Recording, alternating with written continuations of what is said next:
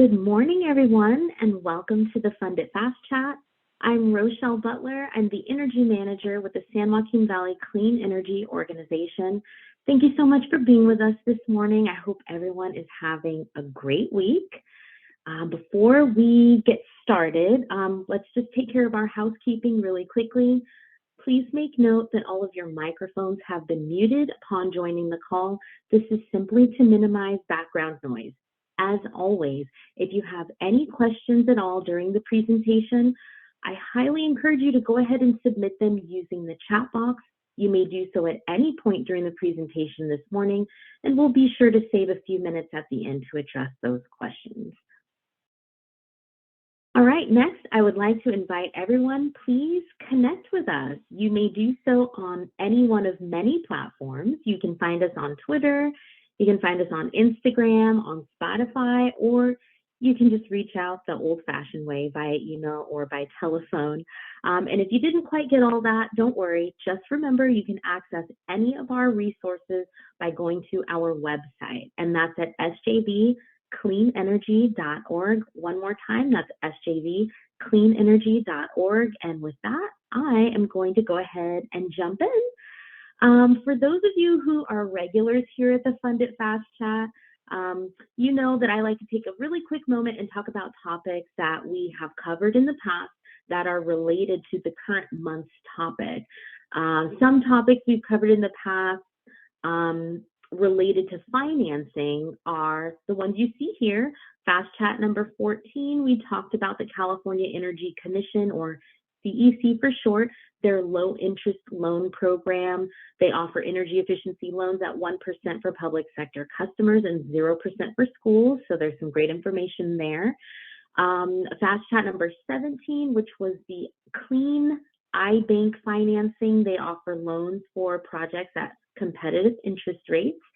Also, the Fast Chat number 31, the Rural Community Assistance Corporation, or RCAC for short. They offer green lending for rural communities. And then finally, the Fast Chat number 34, in which we had a really good discussion about funding versus financing. So when you have a quick moment, I encourage you to go ahead and check those out. There's a lot of really valuable information there. And while you're over there checking out our YouTube page, please don't be shy. Go ahead and hit that like button and subscribe to our channel. This helps us out a ton, but more importantly than that, it helps other folks just like yourself to find our content.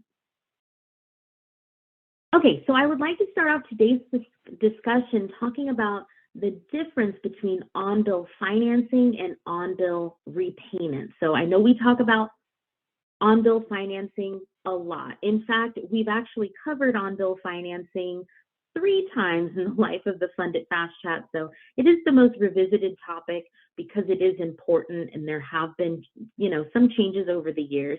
But on-bill financing and on-bill repayment are similar in only one way, in that it allows the customer to repay the cost of energy efficiency projects through a line item on their energy bill.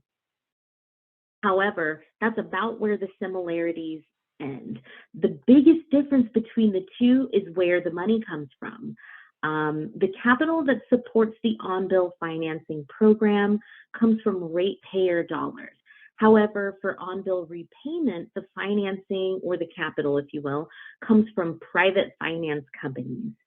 On-bill financing is able to offer 0% interest on our loans. However, since private companies provide the capital for on-bill repayment, there's going to be some interest involved. And it does vary a little bit depending on which finance company that you select, but their rates are competitive. So now, another difference between the two is generally the approval process.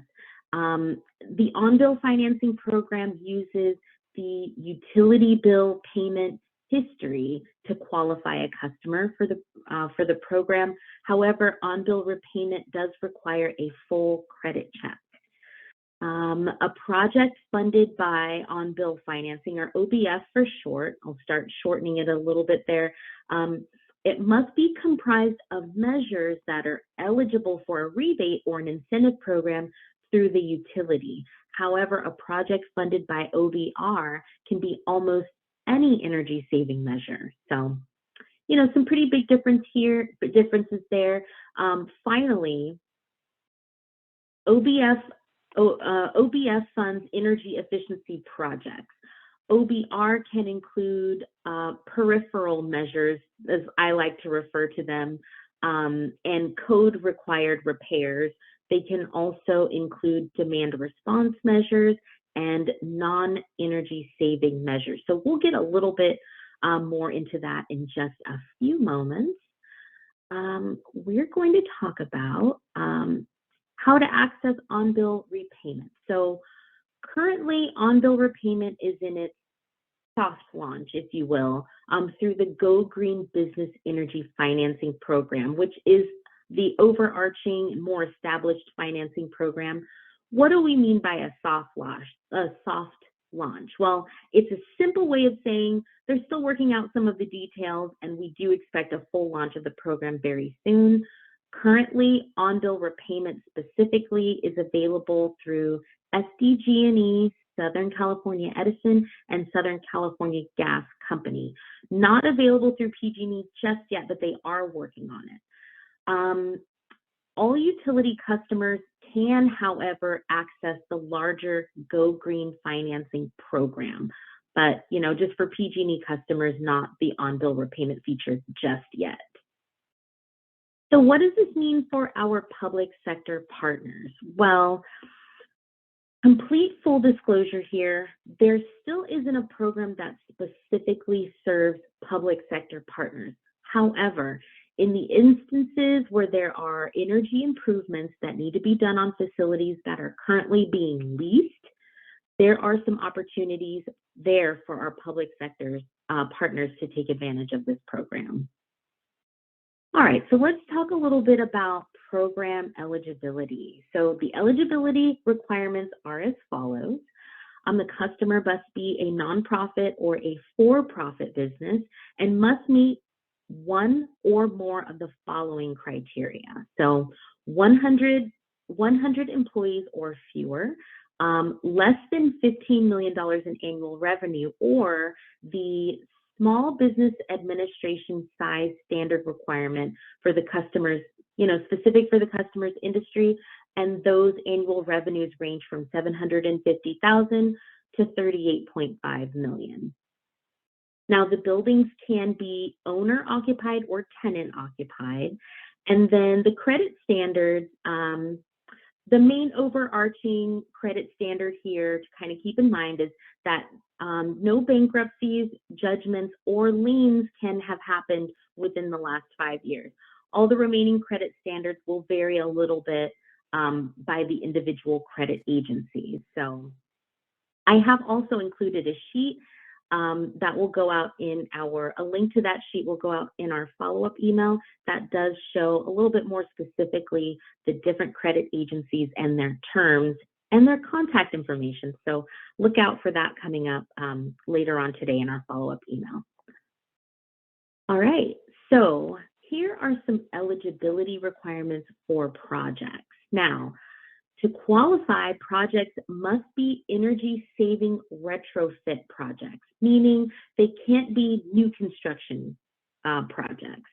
They must include at least one energy-saving measure that matches the IOU service type at the installation location. So an example of this is if you're applying for on-bill repayment through Southern California Gas Company, your project must have at least one measure that is gas related. So that's pretty simple to remember. There are a couple of requirements for the contractors as well, the contractors that will be installing those projects. They must be licensed to install a specific project, the specific project being funded. They must secure all of the requisite approvals and permits as applicable for the project, and they must also install the project according to Title 24 and any other applicable building code. I know those can sometimes vary a little bit from region to region. So those are just some pretty standard but things to keep in mind. Okay, so I keep talking about energy saving measures, or ESM for short. So I want to talk about or give you some program specific definitions here so you can kind of get an idea of what the scope is allowable for these projects. So when they use the term energy saving measure, they're referring to any energy efficiency or demand response measure. For the purposes of the program, an ESM is defined as including alterations and improvements that are legally or practically required to complete the installation of the energy saving measure. An ESM must utilize or conserve a fuel provided by an IOU, a CCA, or an ESP at the eligible property site. So I'll drill down just a little bit more here. When they're referring to energy efficiency, they have another very specific definition here. They're referring to an energy using appliance, equipment, a control system, or a practice for which the installation or implementation results in grid reduced or in reduced grid supplied energy use while maintaining a comparable or a higher level of energy service as perceived by the customer. And then finally, demand response for the purposes of the program. Again, they're referring to reduction, increases, or shifts in electricity or gas consumption by customers in response to either economic or reliability signals. So I just wanted to go through those definitions so that you can, again, get a good idea of what the scope is and what sorts of projects would qualify. All right, so how do we qualify the energy saving measures? How do the energy saving measures apply? Well, there are three different methods to qualify the ESM, if you will. There's method one, which is the pre-qualified ESM list. Method two, which is the IOU custom approved ESM list. And then the third method is the professionally certified ESM. I'm going to drill down just a little bit more into each of these just for clarification for you. So under method one, the pre-qualified ESM list, the program actually has a published list of ESM that is both searchable, which is great, and downloadable. So the list can actually be found on their website at gogreenfinancing.com/small business contractors. Don't scramble to try to write all of those things down. I will include that link in our follow-up email later on today, so you won't have to go scrambling for it. Measures on the ESM list can be financed without any additional approval for up to $5 million in lighting measures and up to $350,000 for non-lighting measures. Now, any project exceeding those limits, the program does recommend that you use method three, the professional certification, and I'll talk about that more in just a few seconds. The ESM, as I mentioned earlier, must match the IOU fuel type, and any measure that qualified for an IOU, a REN, Regional Energy Network, or a CCA deemed rebate is included on that ESM list. All right, so now method two, which is the IOU custom approved list. And this is basically any measure that is approved by an IOU, a REN, or a CCA through their custom incentive program for the property within the last 24 months. Those measures would be eligible. So a contractor must provide an IOU custom approval letter or a notice to proceed with the financing submittal or the financing application. Okay, and now the third pathway or method, if you will, is the professionally certified method, which says that an energy professional can certify that the installation of the measure will result in energy savings compared to existing conditions. These professionals include professional engineers, or PEs for short, for those of you that need another acronym to remember. They also include Association of Energy Engineers Certified Energy Managers, or CEM for short. Now, the energy professional must submit an estimate of annual energy or demand savings for certified measures. As I said just a moment ago, this method would be used to qualify non-lighting measures for greater than $350,000. All right, so why would I choose on-bill repayment? So as I was kind of combing through the literature on this program, I picked out a few of the things that I thought were really good benefits of the program. So, for example, each customer may finance up to $5 million in projects through this program. There is some flexibility with payments. For example, progress payments are allowed and pre-funding is also available. Non-energy measures may be included. This is one of the big ones for me. Some examples of these non-energy measures include things like electrical panel upgrades, say for the installation of heat pumps or heat pump water heaters. Landscaping is also allowable, and remodeling is also allowable. So, you can package a lot of things together in one loan. There is no property lien required, as with PACE financing. So I don't know, some of you may be kind of doing a mental comparison of this versus PACE. There's no property lien that is required. This program can also be layered with OBF. So, some of those projects can get kind of complicated and do benefit from having financing or funding from multiple different sources. So in this instance, you would be able to combine it with OBF. It can also be used for projects with very long payback periods, or projects that will never be quote unquote bill neutral. And so I know a lot of us have, those projects in mind where we know they need to get done, but they just don't quite fit within OBF. So this might be an opportunity for that. The last thing on the list here, and this is a really big one, approval timelines. As many of you may know, the approval process for on-bill financing can, in some cases, take a very long time. I personally have seen as many as 6 or 9 months to get funding for a project and kind of get that project rolling. With on-bill repayment, those approval timelines are much shorter. In some cases, it takes just a few days. So some other things to keep in mind when you're weighing your options. All right, so that is everything that I have on on-bill repayment and Go Green financing. So I'm gonna take a really quick pause here.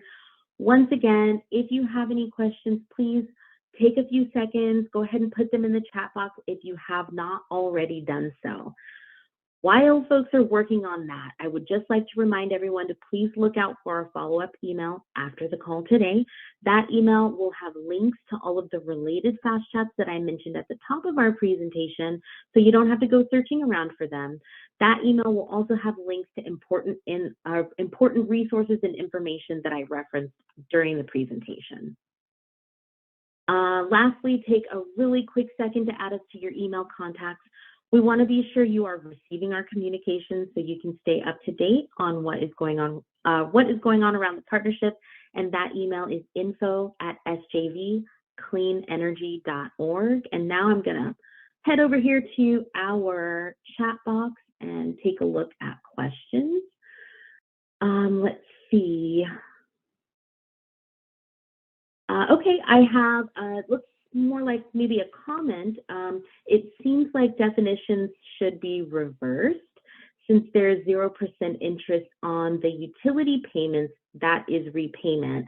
Since there is financing involved in the other one, that is OBF. That's a really interesting idea. I didn't name the programs. That's just kind of how they rolled out. But I think kind of the key here is to just, remember the source of the funding, if you will. OBF is that ratepayer funding that carries the 0% financing, and on-bill repayment is, the private funding that's going to carry the interest rate. So hopefully everyone can kind of keep those two things straight. That is the only question or comment I see here. Hopefully I answered your question. So I'll go ahead and move on from here and close out the call. What's next for our Fast Chat? We will be back on July 12th. We hope you will join us. We'll be announcing that topic very soon in the coming days, so look out for that. Of course, I hope to see you all for every episode of the Funded Fast Chat, but if you can't make it for whatever reason, just remember all Fast Chats are recorded and can be accessed through our website or by going directly to our page on YouTube. So don't forget to hit that like button and subscribe to our channel while you're over there. And as always, thank you all for joining us this morning. I hope you all have a wonderful week, and I hope you stay safe and stay healthy. Until next time.